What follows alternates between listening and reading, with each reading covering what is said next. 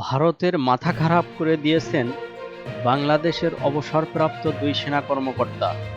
একজন বলেছেন, ভারত ফেনীর দিকে নজর দিলে ত্রিপুরার দখল নেবে বাংলাদেশ। আরেকজন বলেছেন, পাকিস্তানে হামলা হলে বাংলাদেশের উচিত হবে সেভেন সিস্টার্স দখল করে নেয়া। আসসালামু আলাইকুম দর্শক, চ্যানেল ৫৮তে স্বাগতম। চ্যানেলটি সাবস্ক্রাইব করে আমাদের পাশে থাকার অনুরোধ করছি। ইতিমধ্যে যারা সাবস্ক্রাইব করেছেন তাদের অসংখ্য ধন্যবাদ। দর্শক, আলোচিত দুই সেনা কর্মকর্তা হলেন অবসরপ্রাপ্ত major general ALM Fazlur Rahman, অপরজন হলেন অবসরপ্রাপ্ত মেজর দেলোয়ার হোসেন। বাংলাদেশের স্বাধীনতা ও সার্বভৌমত্ব রক্ষায় দুইজনেরই অবদান অনস্বীকার্য। দর্শক, মেজর জেনারেল ফজলুর রহমান হলেন তৎকালীন বিডিআরের প্রধান। তার সময়ই ২০০১ সালের ১৫ এবং ১৬ এপ্রিল সিলেট সীমান্তের পদুয়ায়, ১৮ এপ্রিল কুড়িগ্রামের রৌমারী এবং ১৯ এপ্রিল পুনরায় পদুয়া সীমান্তে বিএসএফের সাথে বিডিআরের সশস্ত্র সংঘর্ষ হয়। এই তিনটি যুদ্ধেই বিজয়ী হয় বাংলাদেশ।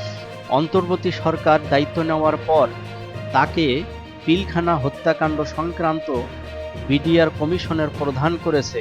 গত ২৯ এপ্রিল ফেসবুকে এক সংক্ষিপ্ত পোস্টে ফজলুর রহমান লিখেছেন, ভারত পাকিস্তান আক্রমণ করলে বাংলাদেশের উচিত হবে উত্তর পূর্ব ভারতের ৭ রাজ্য দখল করে নেয়া। এ ব্যাপারে চীনের সাথে যৌথ সামরিক ব্যবস্থা নিয়ে আলোচনা শুরু করা প্রয়োজন বলে মনে করি।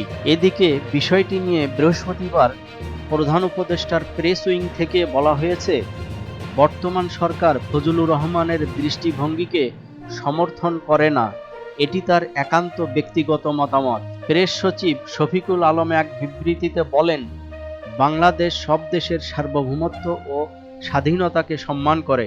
অপরদিকে মেজর দেলোয়ার বিগত ফ্যাসিস্ট শাসনের শুরু থেকেই এর বিরুদ্ধে অনলাইনে সোচ্চার ভূমিকা পালন করে আসছেন। কানাডায় অবস্থান করা এই দেশপ্রেমিক সেনা কর্মকর্তা বৃহস্পতিবার এক পোস্টে বলেছেন, যারা ফেনী এলাকা নিয়ে শঙ্কিত তাদের জন্য এই পোস্ট।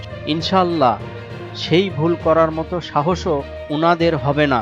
কেউ স্বীকার করতে গিয়ে নিজে শিকার হতে চায় না। আর সেনাবাহিনী এত বছর ধরে শীত ও গ্রীষ্মকালীন প্রশিক্ষণে এইসব এলাকা রক্ষা করার প্রশিক্ষণ করে আসছে যুগ যুগ ধরে। তবুও অতিরিক্ত প্রতিরক্ষা ব্যবস্থা নেওয়া হচ্ছে, যা নিরাপত্তার স্বার্থে বলা যাবে না ও উচিত হবে না।